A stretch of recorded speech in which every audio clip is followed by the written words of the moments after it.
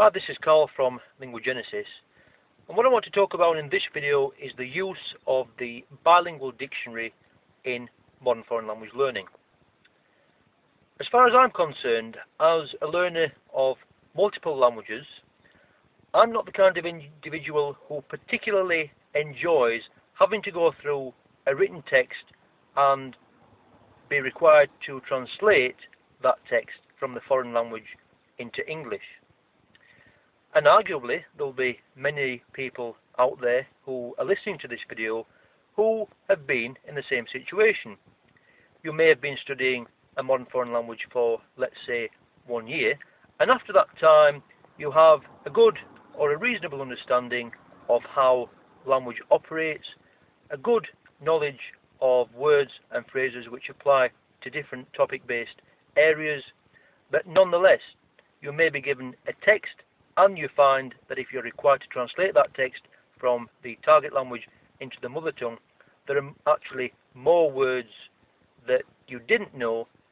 which you have to translate into English, and it can be a very tedious activity and rather time consuming at that. Obviously that is something which needs to be discussed in another video, but for the benefit for those individuals who don't mind actually going through a text and trying to understand it as far as possible with a bilingual dictionary at hand, what I want to do in this video is to offer a number of tips and pointers which can facilitate the activity of going through a written text and making sense of it. Now, what we need to bear in mind first of all is that words fall into a number of different categories, most notably nouns, adjectives, verbs, adverbs and pronouns, although there are some others in addition to those. Now, if you do have a bilingual dictionary, then in the majority of instances, if not all instances, you will never find as a main entry in bold a plural noun form. In other words, a word which refers to a named object or an individual, a landmark, and so forth. Although if you do have a dictionary which is rather big, in other words larger than the average pocket-sized dictionary, you may be given main entries, and underneath each of those main entries there may be a number of different examples in full sentences whereby you have plural nouns which are derived from the main entries. In other words, if you are looking at a text in a target language and you're actually given the translation of, let's say, tables, then you won't find that form in the Spanish to English section of the dictionary as a main entry. It will occur in the singular form table. So do bear in mind, depending on the language which you're studying, that if, for example, a plural noun ends in S and you're aware of that particular fact, knock off the S and then you should find the singular form. Likewise, adjectives adopt a number of different forms and they operate in different ways depending on the target language. Where Spanish is concerned, you may find that you're given a word, you think it might be an adjective and you look it up, but because it's not in the shortest form, which usually ends in O, instead you might have the AS ending and you've forgotten to change the AS ending to an A and then gone from the A to the O, which gives you the masculine singular form of the adjective, the one in which the adjective will appear if you're using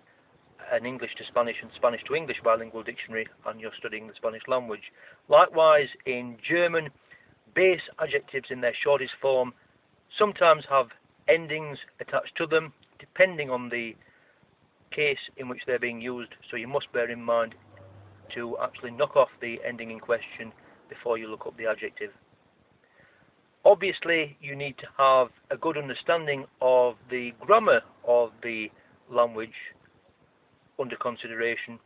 as this will help you to find the words, the meanings of the words much more quickly. Most importantly, however, is how we understand the meanings of verbs, how we find the translations into English of verbs. Now verbs, as we know, are doing words, words in the front of which we can often place the word to, and which have various conjugations starting with I, you, he, she, it, we, you guys, they, as in I know, she eats, we go, and so forth. It's important to bear in mind that you will never find any of the conjugated forms of a verb. Instead, you must consider what the verb infinitive is, how that appears in the written form, and then go to look up that particular written form. For example, if you're given in Spanish sabe, he knows, she knows, it knows, you'll need to look up saber, to know, in order to find the correct translation. In the majority of instances, adverbs tend to be unaffected in the majority of languages, and if you are given an adverb such as quickly or slowly, the translation of the adverb will often appear in the same form as it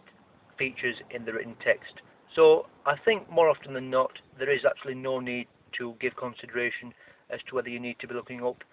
a modified form of an adverb in a bilingual dictionary. But there you just have a few pointers. If you are interested and you don't mind actually going through a text with a bilingual dictionary, spending time looking up words to try to understand the meanings of each of the words and to get an overall gist or an in-depth understanding of what the text is going on about, as I say, these are just a few pointers which will facilitate that particular activity.